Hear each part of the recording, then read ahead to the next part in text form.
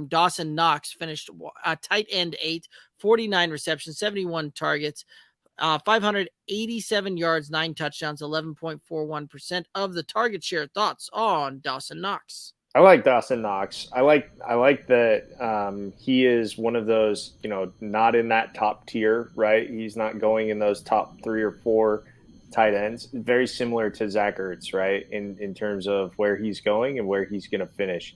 Um, I liked his consistency last year. I know he dealt with the hand injury late, um, and that was a little unnerving because I had him in a couple leagues and was kind of relying on him, but um, I was able to actually grab him. He was cast away, I believe.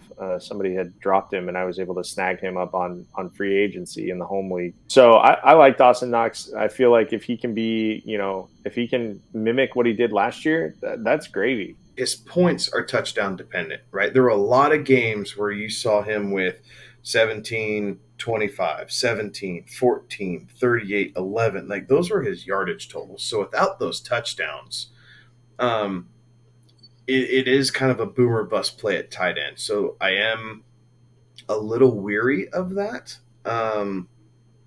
Maybe it's one of those situations where Allen feels more confident with him this year, and with bringing in Crowder and doing some different things at the wide receiver position, maybe they use him a little bit more, kind of down the field, stretch it a little bit, get his yards per catch up to kind of help offset the regression in touchdowns that surely is coming, right? Like I just can't peg him for 9 touchdowns again this year. I think 5 or 6 is probably where the golden ticket lies. Yeah, I agree with that. And I was just going to say that, I see him as a touchdown to dependent tight end there as well.